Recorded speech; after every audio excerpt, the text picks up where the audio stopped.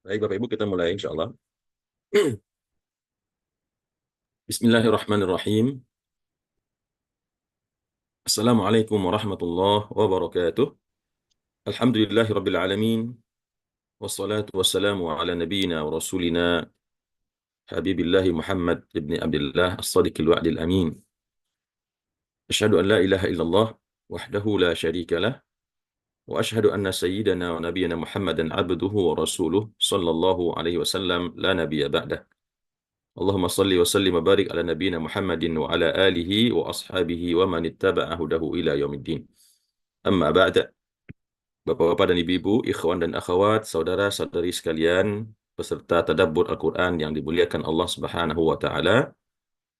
Kembali pada pagi hari yang penuh berkah ini kita memanjatkan puji dan syukur kehadirat Allah Subhanahu wa taala yang masih melimpahkan kepada kita hingga detik ini rahmat, nikmat dan karunia-Nya yang tiada hentinya. Khususnya Allah berikan kembali kepada kita taufik untuk kembali hadir di dalam majlis tadabbur Al-Quran yang penuh dengan keberkahan dan kemuliaan ini. Semoga kita semua pagi ini senantiasa dalam keadaan sehat walafiat insyaAllah. Salawat dan salam kita doakan untuk junjungan kita, suri tauladan kita, Nabi Muhammad sallallahu alaihi wasallam. Semoga senantiasa Allah curahkan kepada beliau, kepada segenap keluarganya, zuriyahnya, kepada seluruh sahabatnya radhiyallahu anhum ajma'in, dan juga kepada seluruh umatnya ila yaumil qiyamah. Insyaallah pagi ini Bapak dan Ibu kita kembali lanjutkan tafsir atau tadabbur Al-Quran kita. Insyaallah melanjutkan tadabbur suratul Anfal ayat 34 sampai ayat 40. Baik, sebelum kita lanjutkan, kembali kita lihat akhir daripada tadabbur kita di hari yang lalu. Seperti yang telah kita bahas di hari yang kemarin Bapak dan Ibu, di ayat 32 ya. Wa idh qalu Allahumma in kana hadha huwal haqqa min indika fa amtir alaina hijaratan minas sama' aw i'tina bi'adzabin alim. Orang-orang kafir ya, orang-orang kafir Quraisy yang didakwahi oleh Rasulullah sallallahu alaihi wasallam di Mekah, mereka mengatakan ketika mengomentari dakwahnya Nabi Muhammad sallallahu alaihi wasallam, mereka berkata, dan ingatlah wahai Muhammad, tatkala mereka berkata, orang-orang kafir Quraisy tersebut, Allahumma, ya Tuhan, ya Allah ya, in kana hadza. Jadi Allah di sini bukannya berarti Allahnya Nabi Muhammad yang mereka seru, Allah sesuai dengan keyakinan mereka ya. Atau mungkin bisa juga mereka pura-pura beriman dengan Allahnya Nabi Muhammad ya. Mereka menyebut sebuah doa, in kana hadza huwal haqq min indik. Kalau seandainya yang ini, dakwahnya Muhammad ini, kebenaran Islam ini adalah kebenaran, huwal haqq adalah kebenaran dari sisimu wahai Tuhan ya. Kalau itu benar ya, buktikan kepada kami bahwasanya yang disampaikan oleh Muhammad ini benar. Bagaimana cara membuktikannya? Mereka minta pembuktiannya dengan apa? Fa'amtir alaina hijaratan minas sama. Kemarin sudah kita jelaskan, bukannya mereka seharusnya kan kalau orang mengetahui itu kebenaran, ya seandainya Allah memberitahu kepada mereka itu adalah benar, harusnya kan minta berlindung, minta ampun, minta maaf gitu ya. Ini enggak. Mereka menantang Allah. Seandainya ini benar, ya, dan engkau mengatakan ini adalah benar, maka buktikan kebenaran itu melalui apa? Dengan turunkan kepada kami hujan batu dari langit. Ya, ini sudah puncak kesombongan ya. Awi'tina bi'adzabin alim. Atau datangkan kepada kami dengan azab yang sangat pedih, ya, azab yang sangat dahsyat. Nah, tentu ini adalah sebuah bentuk kesombongan yang luar biasa ya. Namun di ayat berikutnya kata Allah, "Wa ma kana Allahu liyu'adzibahum wa anta fihim." Ya, kalaupun tantangan itu akan dijawab, maka tidak mungkin itu Allah lakukan. Kenapa demikian? Wa ma kana Allahu liyu'adzibahum wa anta fihim. Tidak mungkin itu Allah turunkan permintaan mereka tersebut. Karena apa? Karena Allah mengatakan wa ma kana Allahu liyu'adzibahum wa anta fihim. Tidak mungkin Allah, wa ma kana Allah. Tidak mungkin Allah itu dan tidaklah ada Allah itu, artinya tidak mungkin Allah itu liyu'adzibahum, untuk mengazab mereka, menimpakan azab kepada mereka, wa anta fihim, sementara engkau berada di tengah-tengah mereka wahai Muhammad.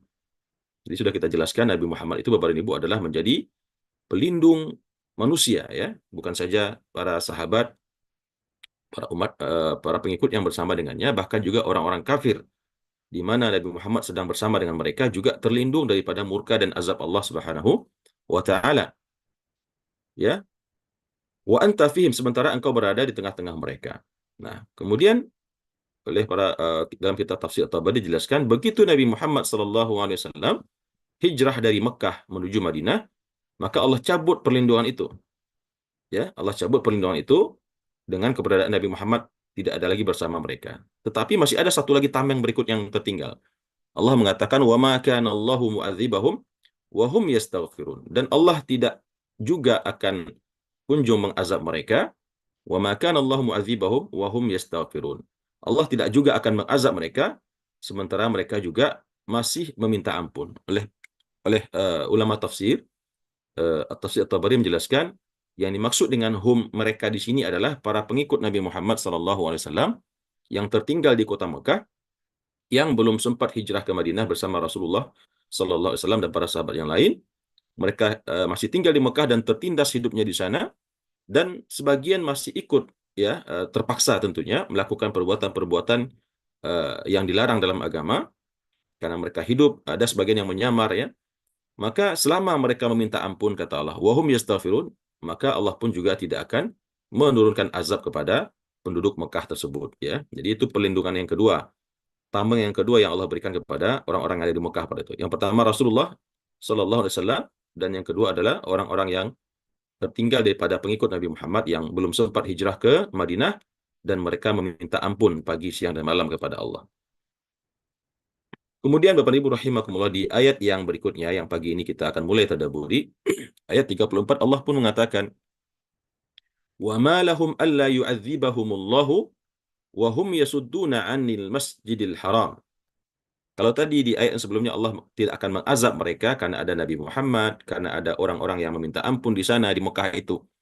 Maka begitu orang-orang yang meminta ampun terakhir tadi, ya, para pengikut yang tadi lemah, tertindas, akhirnya hijrah semua ke Madinah, maka datanglah saatnya Allah pun membuka, ya, membuka pelindung itu. Sehingga Allah mengatakan wa ma lahum alla yu'adzibahumullah, dan apa masalahnya, ya?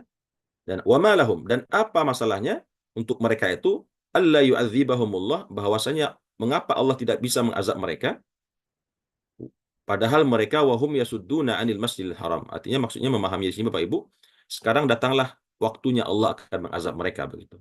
Dan kenapa pula, kayak ini kalau pakai logat Sumatera, ya, kenapa pula Allah tidak akan mengazab mereka? Tadi Allah katakan tidak akan azab mereka, tapi sekarang Allah mengatakan kenapa tidak? Sungguh Allah akan mengazab mereka. Kenapa? Wahum yasudduna 'anil masjidil haram. Karena mereka menghalangi manusia, menghalangi eh, orang-orang beriman kepada Allah untuk beribadah di Masjidil Haram. Nah, bagaimana cara Allah mengazab mereka, Bapak dan Ibu? Apakah diturunkan hujan batu seperti yang mereka minta, atau diturunkan seperti umat-umat terdahulu? Tidak. Allah mengazab mereka dengan Allah tunjukkan kepada mereka kebenaran risalahnya, kebenaran nabinya. Bagaimana mereka dipermalukan, ya, dikalahkan dengan kekalahan yang sangat hina di dalam perang Badar. Ketika Nabi Muhammad SAW telah memiliki sedikit kekuatan di Madinah, dan akhirnya dengan pasukan yang sedikit, 300 orang, mereka mendatangi, ya, kota Mekah, dan uh, datang pula orang-orang musyrikin dengan 1.000 kekuatan lebih. Akhirnya mereka berperang di daerah Badar, ya, yang saat itu seperti telah kita kaji sebelumnya dimenangkan oleh Nabi Muhammad SAW, dan membuat mereka waktu itu lari tunggang-langgang kembali ke Mekah dan kocar-kacir dan menderita kekalahan yang sangat dahsyat. Nah, ini yang Allah maksud dengan mengazab mereka. Dan itu baru permulaan, ya. Dan selanjutnya tentu mereka akan ditumpas oleh Nabi Muhammad SAW, sehingga mereka merasakan azab yang sangat pedih di dunia sebelum di akhirat, yang puncaknya nanti adalah di dunia, yaitu ketika Nabi SAW dan para sahabat datang melakukan Fathu Makkah, penaklukan kota Mekah. Ya. Wahum yasudduna 'anil masjidil haram, dan mereka itu kenapa tidak mungkin Allah mengazab mereka? Artinya kenapa pula Allah tidak akan mengazab mereka? Ya, tapi Allah pasti akan mengazab mereka karena mereka menutup atau menghalangi orang-orang untuk beribadah di Masjidil Haram. Kemudian Allah mengatakan wa ma kanu awliya'ah, dan tidaklah mereka itu orang-orang kafir Quraisy itu auliya'ahu, ya, aulia wali-wali Allah. Wa kanu auliya'ahu, mereka bukanlah para wali-wali Allah. Atau dalam pengertian yang lain ada juga yang mengatakan mereka itu bukan penguasa Masjidil Haram. Nah, ini ada dua versi Bapak dan Ibu. Wa ma kanu auliya'ahu, mereka bukanlah penguasa Masjidil Haram yang sesungguhnya. Mereka tidak berhak menguasainya, ya. Kalau itu diartikan kembali kepada Masjidil Haram. Tapi kalau diartikan wa ma kanu auliya'ahu, mereka bukanlah para penolong-penolong agama Allah. Jadi Allah menafikan daripada mereka untuk tidak mengazab mereka, ya, karena mereka menghalangi manusia daripada menyembah di Masjidil Haram, dan karena mereka juga bukan para wali-wali Allah yang berhak untuk ditolong dan dirahmati oleh Allah Subhanahu wa taala. Tapi mungkin saya lebih cenderung kepada yang mengatakan wa ma kanu auliya'ah, dan mereka bukanlah orang-orang yang menguasai Masjidil Haram tersebut. Lalu kenapa pula mereka menghalang-halangi orang untuk beribadah padanya? Ya. In auliya'uhu illal muttaqun. Tidaklah pantas orang-orang yang menguasainya Masjidil Haram tersebut, ya. Atau mungkin kalau kita mengambil penafsiran yang kedua, tidaklah orang-orang yang dikatakan wali-wali Allah itu, ya, orang-orang yang menjadi pengikut Allah, penyembah Allah, wali Allah, orang-orang yang ditolong oleh Allah. Siapa mereka? Illal muttaqun. Tidaklah para wali-wali Allah itu kecuali orang-orang yang bertakwa kepada Allah Subhanahu wa taala. Orang-orang bertakwa yaitu orang-orang yang tunduk, patuh, melaksanakan perintah Allah Subhanahu wa taala dengan baik, dan juga meninggalkan dan menjauhi seluruh larangan-larangan Allah Subhanahu wa taala. Seperti yang telah kita jelaskan kemarin, bahwasanya eh, ketakwaan itu adalah formasi antara sikap zuhud dan sikap wara', ya. Mana sikap zuhud adalah ketika seseorang mampu menerapkan sikap dalam hidupnya, meninggalkan semua perbuatan yang tidak ada manfaatnya baginya di akhirat, tidak ada pahalanya nanti baginya di akhirat, meskipun itu perkara yang mubah, meskipun itu perkara yang dibolehkan, tidak ada dosa. Namun seorang yang zuhud, dia tidak mau menghabiskan waktunya untuk perkara yang tidak ada manfaatnya. Ya, sebagai contoh misal, ya, ini contoh, ya, seseorang berkendaraan dari Jakarta ke Bandung misalkan. Namanya berkendaraan tentu butuh hiburan agar tidak ngantuk, agar tidak suntuk dan merasa apa namanya bosan dalam perjalanan. Sehingga dia kemudian mengisi waktu tersebut dengan menghidupkan musik misalkan. Musiknya macam-macam, ada musik dangdut, ada musik rock, ada musik macam-macam, ya. Nah, mungkin kalau kita mengesampingkan dulu hukum musik, ya. Katakanlah itu boleh selama tidak ada di dalamnya kata-kata yang haram, kata-kata yang penuh dengan nafsu dan segala macam. Atau mungkin katakanlah musik-musik yang sedikit agak moderat, ya, tidak rock, tidak dangdut, ya, musik pop atau apalah gitu, ya, yang tujuannya untuk menghibur, menghilangkan suntuk dan seterusnya. Ya, katakanlah itu perkara yang mubah. Waktu berlalu 1 jam, 1 jam setengah atau 2 jam. Nah, bagi orang yang zuhud, ini adalah sebuah kerugian. Kenapa dikatakan demikian? Karena mendengarkan lagu dalam perjalanan tersebut bukan sesuatu yang nanti ada catatan amalnya dalam kitab amalnya di akhirat. Ya, dia tidak akan menemukan, oh, si fulan hari sekian, tanggal sekian, jam sekian, perjalanan Jakarta-Bandung mendengarkan lagu. Itu nggak ada catatannya. Tidak ada catatan pahala. Bahkan, nauzubillah, mungkin yang terjadi adalah dosa, ya. Karena dia menggunakan waktu untuk sesuatu yang tidak ada nilainya. Ya, meskipun katakanlah itu mubah, ya. Nah, orang yang zuhud, dia memilih daripada melakukan sesuatu yang tidak ada nilainya, dia ganti dengan sesuatu yang ada manfaatnya. Bagaimana alternatifnya? Dia hidupkan kaset murattal, dia hidupkan MP3 murattal atau YouTube, ya, atau dia cari mungkin ceramah-ceramah ustadz-ustadz yang dia senangi, ya. Kalau memang maksudnya supaya tidak ngantuk, dia cari yang agak lucu juga, mungkin contoh seperti Ustadz Abdul Somad misalkan, ya. Yang materinya juga bagus, cara penyampaiannya juga bagus, dan sesekali juga ada selingan apa namanya intermezzonya. Atau ustadz yang lain, Ustadz Khalid Basalamah misalkan, atau Ustadz Adi Hidayat, terserah sesuai dengan kecenderungan kita, sehingga waktu selama 1,5 jam atau 2 jam tersebut berlalu dengan penuh manfaat, ilmu bertambah, iman bertambah, ya, dan kita pun juga tidak ngantuk. Atau mungkin diganti dengan lagu-lagu nasyid, ya, nasyid-nasyid Islami yang tidak, yang juga kalimat-kalimatnya menggugah jiwa kita dan seterusnya. Nah, ini maksud dengan zuhud. Sedangkan yang satunya lagi adalah wara, ya. Wara yaitu meninggalkan segala sesuatu perbuatan yang mungkin, ya. Ini harus digarai kata-kata mungkin ini. Ya, kalau yang pasti itu sudah jelas haram ditinggalkan, tapi yang mungkin di dalamnya ada kemungkinan dosa, maka itu dia tinggalkan. Meskipun ya dia perlu untuk melakukan itu. Makin ini yang dimaksud dengan wara. Maka gabungan sifat zuhud dan sifat wara inilah yang menjadi formasi daripada sikap takwa kepada Allah Subhanahu wa taala. Jadi Allah mengatakan tidaklah wali-wali Allah itu kecuali orang-orang yang bertakwa, walakinna aktsarahum la ya'lamun. Atau kalau kita terjemahkan dengan yang versi pertama, tidaklah orang-orang yang berhak menguasai Masjidil Haram itu kecuali orang-orang bertakwa kepada Allah, walakinna aktsarahum la ya'lamun. Akan tetapi sayang, aktsarahum, kebanyakan mereka, orang-orang kafir itu, orang-orang musyrikin itu, la ya'lamun, tidak mengetahuinya. Ya, mereka merasa diri mereka mulia, mereka merasa diri mereka yang paling pantas mengelola Masjidil Haram, memutuskan siapa yang boleh, siapa yang tidak boleh, atau mereka merasa mereka lah orang yang paling mantap begitu, orang yang paling berhak hidup di dunia ini sebagaimana yang mereka jalani, padahal itu tidak benar, ya. Walakin aktsarahum la ya'lamun. Kebanyakan mereka tidak mengetahui kesalahan yang mereka lakukan.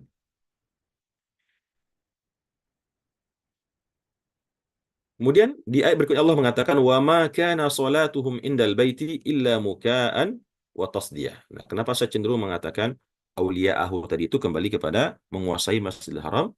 Karena di ayat berikutnya Allah pun menyela, ya, mencela dan menyalahkan apa yang mereka lakukan ketika mereka menguasai Masjidil Haram tersebut. Apa kata Allah? Wa ma kana salatuhum indal baiti illa muka'an wa tasdiyah. Dan tidaklah ada bentuk solat mereka di Masjidil Haram itu, jadi mereka juga solat, ya. Mereka tawaf, mereka menyembah Tuhan yang mereka yakini. Wa ma kana salatuhum indal baiti, dan tidaklah ada solat yang mereka lakukan indal baiti, di sisi Baitullah yaitu Ka'bah, Masjidil Haram, kecuali dalam bentuk muka'an wa tasdiyah, yaitu bersiul-siul, ya. Paham Bapak Ibu bersiul, ya? Yaitu mengeluarkan bunyi dari mulut atau dengan suitan. Suitan itu kalau bersiul tanpa memasukkan tangan ke dalam mulut. Tapi kalau suitan, tangan dimasukkan ke dalam mulut, lidah didorong ke dalam, kemudian apa namanya, dikeluarkan suara. Seperti orang-orang yang di stadion bola ketika nonton bola dan seterusnya.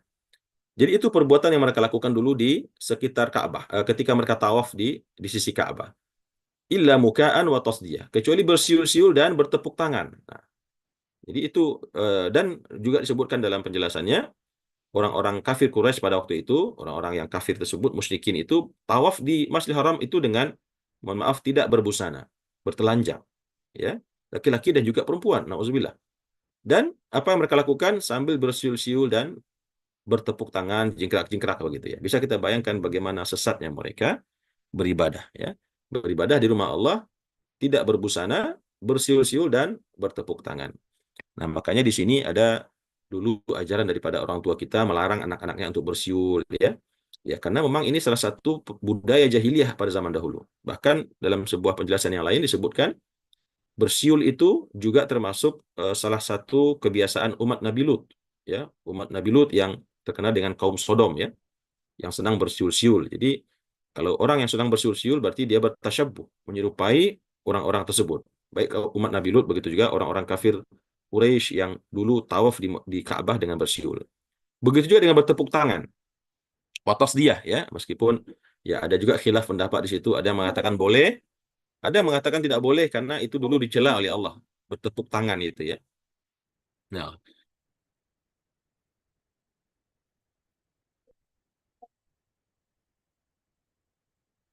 maka kata Allah, "Fadzuqul adzaba bima kuntum takfurun." Maka karena perbuatan kalian tersebut, ya, karena kalian dulu tidak pandai mengelola Masjidil Haram ini, tidak menggunakannya untuk ketakwaan, kesolehan kepada Allah, tapi malah kalian bertawaf dengan bertelanjang dan bersiul-siul dan bertepuk tangan, maka sekarang kata Allah, fadzuqul adzaba bima kuntum takfur. Sekarang rasakanlah azab.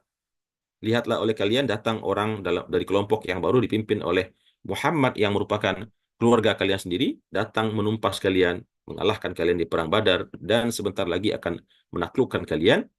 Karena apa? Bima kuntum takfurun. Karena sebab kalian kafir kepada Allah Subhanahu wa ta'ala. Ya, memang Bapak dan Ibu, kalau kita baca ayat ini, terasa betul bagaimana dulu Allah memberikan pertolongan kepada Nabi Muhammad SAW dan para pengikutnya, atau kepada agama Islam ini secara umum ya. Tidak seperti hari ini ya. Kita lihat Islam begitu tertindas ya. Apalagi hari ini kita lihat penderitaan umat Islam di Palestina ya. Di mana semua yang dulu pernah Allah sebut dalam ayat-ayat ini ya. Tapi selalu saya katakan kepada kita semua dalam berbagai kesempatan, bukan berarti Allah berlepas diri daripada umatnya atau hamba-hambanya yang beriman, tetapi Allah menunggu ya. Allah memberikan waktu yang tepat kapan nanti pertolongan itu akan Allah berikan kepada hamba-hamba yang beriman. Tentu semua harus ada sebab-sebabnya ya, tidak boleh gratis begitu saja Allah tolong. Fadzuqul azab bima kuntum takfurun, maka hari ini kata Allah, rasakanlah azab atas kekafiran yang kalian lakukan kepada Allah Subhanahu wa taala. Selanjutnya Allah mengatakan innal ladzina kafaru, sesungguhnya orang-orang yang kafir kepada Allah. Innal ladzina kafaru, sesungguhnya orang-orang yang kafir ya, orang-orang yang musyrik, baik musyrik pada zaman jahiliyah dulu di Mekah, begitu juga hari ini ya. Yunfiquna amwalahum, mereka semua itu menafkahkan harta-harta mereka liyasuddu an sabilillah, untuk menghalangi manusia daripada jalan Allah Subhanahu wa taala. Kalau kita baca dalam kitab tafsir At-Tabari, di antara penjelasan asbabun nuzul daripada ayat ini, atau penjelasan ayat ini adalah untuk menceritakan tentang perbuatan Abu Sufyan ya bin Al-Harb, paman Nabi Shallallahu alaihi wasallam, yang tadinya betul-betul menjadi orang yang sangat memusuhi Nabi Muhammad ya, dan salah satu gembong orang-orang kafir bersama Abu Jahal dan Abu Lahab, Abu Sufyan, yang kemudian kita ketahui beliau akhirnya masuk Islam dan menjadi salah satu sahabat yang utama juga ya, paman Nabi Shallallahu alaihi wasallam. Nah, dia dijelaskan dalam penjelasan ayat ini, ketika orang-orang kafir Quraisy mengalami kekalahan yang sangat fatal, yang sangat dahsyat di perang Badar, kemudian mereka ingin membalas dendam ya kepada Nabi Muhammad SAW, yang waktu itu perang Badar terjadi di bulan Ramadan. Nah, di bulan Syawal, kurang dari 1 bulan seterusnya, akhirnya mereka menyusun kekuatan untuk menyerang Nabi Muhammad SAW di Madinah. Mereka mengumpulkan lebih dari 3.000 pasukan ya, yang mana 2.000 dari pasukan tersebut didanai oleh Abu Sufyan. Ya, didanai pribadi oleh Abu Sufyan. Ada yang mengatakan bukan pribadinya Abu Sufyan, tapi atas mobilisasinya Abu Sufyan, di mana Abu Sufyan waktu itu mengumpulkan petinggi-petinggi kabilah, para pemuka-pemuka kabilah, dan dia mempengaruhi orang-orang untuk menafkahkan harta, untuk nyumbang lah gitu, untuk urunan membiayai pasukan Quraisy untuk memerangi Nabi Muhammad SAW di Madinah. Sampai akhirnya Abu Sufyan berhasil mengumpulkan biaya untuk menyewa 2.000 orang tentara bayaran dari Habasyah, dari Afrika, Al-Murtazaqah ya, orang-orang tentara bayaran yang dibayar untuk mati, untuk berperang melawan Nabi Muhammad SAW dan pengikutnya di Madinah. Maka Allah mengatakan, sesungguhnya orang-orang kafir itu, mereka menafkahkan harta mereka, mendonasikan harta mereka, liyasuddu an sabilillah, untuk menghalangi manusia daripada jalan Allah, menghalangi manusia untuk beriman kepada Allah, ya, untuk menghalangi manusia menegakkan agama yang diridhai oleh Allah, itu Islam. Penjelasannya adalah seperti yang tadi kita jelaskan, meskipun ayat ini tentu berlaku untuk hari ini dan seterusnya. Siapapun daripada orang-orang kafir, mereka pasti semua bersekongkol, berdonasi untuk menghancurkan agama Allah, menghalang-halangi agama Allah, ya, satu sama lain saling tolong-menolong, seperti yang saat ini dilakukan oleh orang-orang kafir ya, Israel yang dibantu oleh Amerika, dan perusahaan-perusahaan kafir itu mendonasikan keuntungan mereka yang begitu besar untuk tegaknya negara Israel ya, dan untuk membiayai Israel memerangi Palestina, dan juga untuk membiayai Zionis merusak tatanan dunia saat ini. Mereka memang saling bahu-membahu berdonasi untuk menghalangi manusia daripada jalan Allah Subhanahu wa taala. Fasayunfikunaha, maka kata Allah, mereka akan terus menafkahkannya, mereka akan terus menafkahkan harta mereka, lalu thumma, kemudian takunu alaihim hasrah, maka setelah itu kata Allah akan datang, akan menjadi semua nafkah mereka tersebut penyesalan.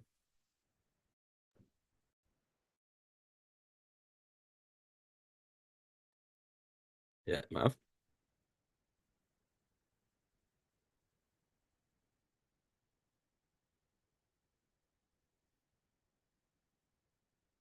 Ya. Summa takunu alaihim hasrah. Maka kemudian nafkah-nafkah mereka tersebut, infak-infak mereka tersebut, sumbangan atau donasi tersebut, maka akan menjadi atas mereka semua itu hasrah. Hasrah ini Bapak Ibu penyesalan, tapi penyesalan yang sangat berat. Kalau penyesalan biasa namanya nadmah, an-nadam, ya. Penyesalan biasa itu. Tapi kalau sudah hasrah, itu penyesalan yang sambil nepuk-nepuk muka, ya, mukul-mukul wajah, menjambak-jambak rambut, sambil menangis, melolong ke langit begitu ya. Nah, itu yang dimaksud dengan hasrah.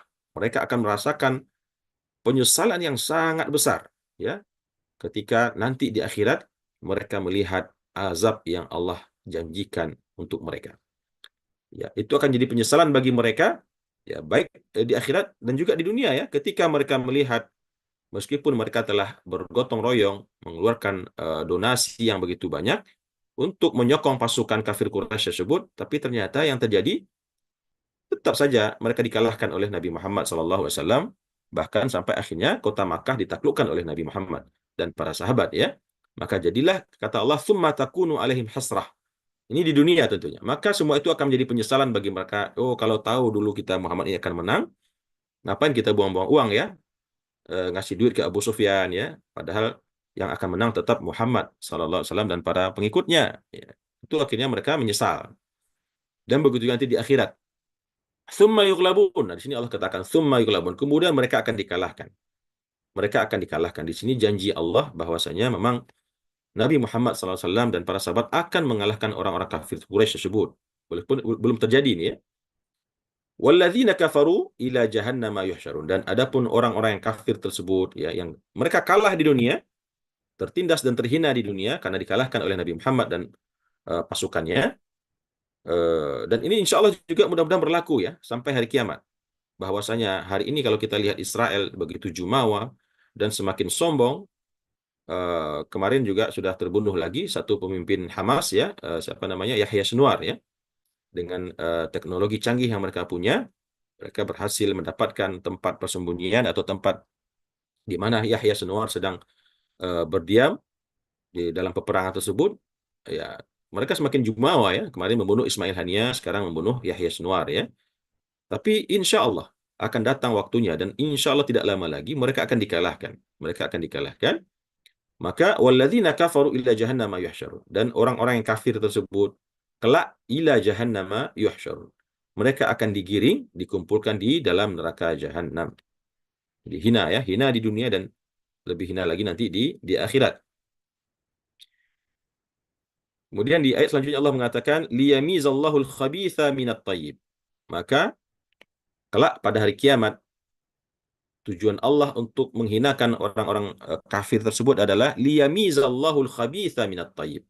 Supaya Allah memisahkan antara yang buruk dengan yang baik, antara orang yang kafir dengan orang yang beriman, ya. Jadi harus ada pembedanya. Kalau orang kafir nampak kelihatan akan disiksa, diazab, dikalahkan, ya, sedangkan orang beriman akan dimenangkan dan nanti akan dimuliakan di dalam kehidupannya baik di dunia maupun di akhirat.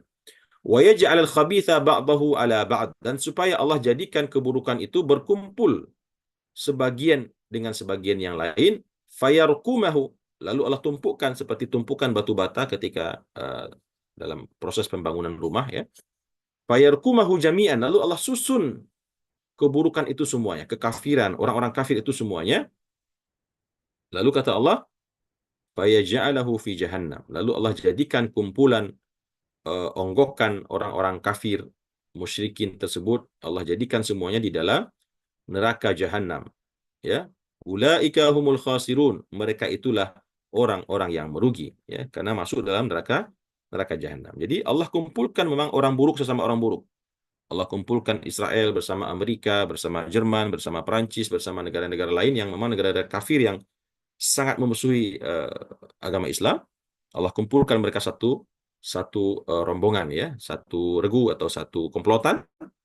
Lalu nanti kelak semuanya akan didorong, disepak, apalagi ditendang masuk ke dalam neraka jahanam dan mereka itulah orang-orang yang merugi ya. Tapi tentu Bapak dan Ibu, kita ketika mentadaburi ayat ini Tidak cukup hanya sekedar dengan rasa optimis saja ya. Lalu ketika kita bahas ini, oh pasti terjadi begini. Tidak. Semua itu tidak akan datang dengan gratis begitu saja. Kalau kita memahami Al-Quran, kita tentu memahaminya dalam konteks ketika ayat ini dulu diceritakan pada zaman Nabi Muhammad yang jelas. Tentu mereka atau Nabi Muhammad dan para sahabat ditolong oleh Allah. Sehingga ayat ini memang terkesan sangat superioritas ya, Islam itu. Tapi sekarang faktanya tidak demikian kan? Uh, Insya Allah janji Allah ini tetap berlaku, pasti ya. Namun tentu persyaratannya juga harus dipenuhi. Ketakwaan kita juga harus semakin meningkat ya. Kalau tidak akan sama dengan ketakwaan Nabi Muhammad dan para sahabat, ya minimal harus mendekati lah. Sehingga syarat-syarat kemenangan itu baru Allah turunkan kepada kita. Atau syarat-syarat kemenangan tersebut terpenuhi dan kemenangan itu Allah berikan kepada kita. Ulaika humul khasirun. Mereka itulah orang-orang yang merugi. Jadi rugi untung itu patokannya adalah nanti nasib kita di akhirat Bapak Ibu. Siapa orang yang sukses, siapa orang yang gagal itu patokannya dalam Al-Quran. Kalau kita baca Al-Quran dari awal sampai akhir, standar sukses itu hanya dua, ya, atau satu lah ya. Orang dikatakan beruntung sukses itu kalau nanti kelak dia masuk surga.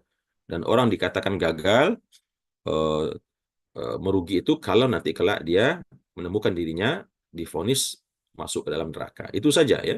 Adapun standar-standar kesuksesan lain tidak ada nilainya dalam pandangan Allah yang bersifat duniawiyah. Kaya raya, berpangkat, ya cantik, ganteng dan segala macam semua tidak ada nilainya dalam pandangan Allah. Ya, karena orang sukses itu adalah orang yang nanti di akhirat kelak dia mendapati dirinya menjadi salah satu penduduk surganya Allah Subhanahu wa taala. Yang mana kesuksesan itu nanti tentu terlihat mulai hari ini. Sukses itu nanti di akhirat, tapi jalan sukses itu kelihatan mulai hari ini. Ada enggak kita melihat kehidupan kita hari ini mengantarkan kita kepada kesuksesan tersebut atau nauzubillah mungkin sebaliknya ya, mengantarkan kepada kegagalan dan kerugian yang nyata, yang hakiki itu yaitu masuk neraka jahanam kelak hari kiamat nauzubillah. Kemudian di ayat selanjutnya Allah mengatakan qul lil ladzina kafaru, katakan kepada orang-orang kafir tersebut, orang-orang musyrikin tersebut ya, sekali lagi kita memahaminya dalam konteks Nabi Muhammad dulu ya. Qul lil ladzina kafaru, pada saat itu di Mekah dalam perjuangan Rasulullah menyebarkan Islam kepada orang-orang kafir Mekah. Qul lil ladzina kafaru, katakan kepada orang-orang kafir tersebut, in yantahu yughfar lahum ma qad salaf. Kalau mereka berhenti memerangi Rasulullah, berhenti membangkang kepada Rasulullah, dan berhenti daripada seluruh perbuatan kemusyrikan dan kemaksiatan mereka, maka kata Allah, yughfar lahum ma qad salaf. Maka niscaya diampuni dosa-dosa mereka yang telah berlalu. Karena Islam itu menghapuskan seluruh bentuk dosa yang pernah dilakukan sebelumnya. Kalau dia kafir, begitu masuk Islam, maka apapun dosa yang pernah dia lakukan, mau syirik, mau berzina, mau minum khamar, mau membunuh, mau apapun itu, ketika dia menyatakan la ilaha illallah, asyhadu an la ilaha illallah wa asyhadu anna Muhammad Rasulullah, masuk Islam, maka semua dosanya yang berlalu itu diampuni oleh Allah Subhanahu wa taala dan dia kembali bagaikan bayi yang terlahir dari perut ibunya, suci, bersih, tanpa noda dan dosa. Ya, itu kalau seseorang masuk ke dalam agama Islam. Begitu juga kalaupun dia sudah Islam dan kemudian dia ingin memperbaharui dirinya dengan cara bertaubat kepada Allah, maka sama halnya ya, dia juga kembali menjadi suci, kembali bersih kembali karena Allah itu Ghafur. Ya, Allah itu Afu, Allah itu Maha Pemaaf dan Maha Pengampun selama hayat masih di kandung badan. Kesempatan untuk bertaubat, memperbaiki diri, ya, menghapus kesalahan itu masih terbuka selebar-lebarnya. Tetapi kata Allah, wa iyaudu, kalau mereka kembali, wa iyaudu, kalau mereka masih kembali memerangi Nabi Muhammad SAW dan kembali kepada perbuatan-perbuatan makar dan rusak mereka berupa kemusyrikan, kemaksiatan, maka kata Allah, faqad madat sunnatul awwalin. Maka sungguh telah berlalu sunnatullah kepada orang-orang yang terdahulu. Apa sunnatullah? Yaitu Allah akan menghancurkan kebatilan. Allah akan mengalahkan kebatilan. Sebagaimana yang kalau dalam waktu dekat mereka telah melihat apa yang Allah tunjukkan kepada mereka dalam perang Badar. Kalau masih ngeyel, masih mau menyombongkan diri dan mencoba-coba untuk memerangi Nabi Muhammad, maka lihat saja yang dalam jarak yang dekat bagaimana Allah menghancurkan mereka dalam perang Badar. Kalau dalam jarak yang jauh yang telah berlalu, bagaimana Allah menghancurkan Ad, Tsamud, ya. dan Bani Israel. Maka seharusnya mereka mengambil i'tibar, begitulah kira-kira ya. Kalau tidak mau juga beriman kepada Nabi Muhammad dan menghentikan segala macam bentuk permusuhan kepada Nabi Muhammad dan kepada pengikutnya, maka kalau mereka kembali memerangi Nabi Muhammad, ya silahkan. Tapi kata Allah, faqad madat sunnatul awwalin. Sungguh telah berlalu sebelumnya sunnatullah untuk orang-orang terdahulu, di mana kalau mereka ngeyel terus, ya membangkang kepada Allah dan nabinya, mereka semua akan dihancurkan oleh Allah Subhanahu wa taala. Lalu di ayat berikutnya Allah mengatakan, ya, dan ternyata yang terjadi apa? Mereka kan terus ya ngeyel begitu. Mereka terus tidak mau menghentikan intimidasi mereka atau permusuhan mereka kepada Nabi Muhammad Sallallahu Alaihi Wasallam. Akhirnya Allah perintahkan kepada Nabi Muhammad dan para sahabat, waqatiluhum. Karena mereka sudah diingatkan, kalau kamu minta ampun, mau taubat, masuk agama Islam, Allah maafkan kalian. Kalian menjadi pengikut Nabi Muhammad, ya, menjadi orang-orang yang mulia. Tapi kalau kalian kembali, ya, memerangi Nabi Muhammad, ya, kembali dengan perang Uhud, perang-perang berikutnya, maka kata Allah, lihat saja, kalian akan merasakan apa-apa yang telah dirasakan oleh orang-orang sebelumnya. Nah, ternyata yang terjadi memang mereka tidak mau kembali, ya, atau mereka kembali melakukan intimidasi itu dengan menyusun pasukan, memerangi Nabi Muhammad SAW di perang-perang berikutnya. Maka kata Allah, waqatiluhum, sekarang perangi mereka. Kalau tadi perangnya masih setengah-setengah begitu ya, maka sekarang Allah perintahkan waqatiluhum, perangi mereka dengan maksimal, dengan optimal. Hatta la takuna fitnatun wa yakuna ad-dinu kulluhu lillah. Supaya tidak terjadi lagi fitnah. Fitnah di sini apa? Fitnah di sini dalam bentuk mereka menyembah berhala, menebar kemusyrikan, yang semua itu menjadi penyebab turunnya murka Allah, bencana Allah. Tentu Allah tidak maulah mengazab hambanya, ya, menyiksa hambanya di dunia karena akibat kemusyrikan yang mereka lakukan. Tetapi kalau mereka tidak mau berubah, tidak mau meninggalkan kemusyrikan itu, maka tentu lambat launnya Allah akan turunkan azab itu. Maka Allah perintahkan akhirnya Nabi Muhammad untuk memengaruhi orang-orang musyrikin ini, terutama gembong-gembongnya, supaya mereka tidak menjadi fitnah bagi manusia. Tidak terus membuat manusia-manusia yang lain, masyarakat musyrikin kota Mekah, terus berada dalam kegelapan, berada dalam kemusyrikan. Karena sebagian manusia itu, Bapak dan Ibu, mudah uh, menerima fitrah uh, Islam itu sebetulnya. Tapi karena ada gembong-gembongnya, ya, karena ada orang-orang tokoh-tokoh tertentu yang terus menakut-nakuti mereka mungkin, atau terus mengajarkan kemusyrikan itu kepada mereka, hingga akhirnya mereka tenggelam dalam kemusyrikan tersebut, tenggelam dalam fitnah tersebut. Maka sesungguhnya misi Rasulullah Sallallahu Alaihi Wasallam, misi para sahabat dan para pengikut beliau dalam berperang itu bukan dalam artian hawa nafsu untuk menguasai bangsa-bangsa lain, tidak, tapi semata-mata untuk menyelamatkan manusia dari fitnah, ya, dari fitnah baik di dunia terutama nanti di akhirat. Karena Allah tidak mau melihat ada banyak nanti daripada hamba-hamba yang diciptakannya kelak nanti di akhirat menjadi bahan bakarnya api neraka. Ya, dan begitu juga Nabi Muhammad. Beliau memerangi orang-orang musyrikin kufar itu bukan karena kebencian, ya, tetapi karena ingin menyelamatkan mereka dari fitnah kemusyrikan tersebut yang menjadi juga sumber bencana bagi manusia. Maka kenapa Nabi Muhammad itu mengatakan, saya diperintahkan oleh Allah untuk terus berperang, mengayunkan senjata kepada orang-orang kafir sampai mereka mengaku tidak ada Tuhan selain Allah dan Nabi Muhammad Sallallahu Alaihi Wasallam. Karena tidak boleh ada kemusyrikan di atas dunia ini.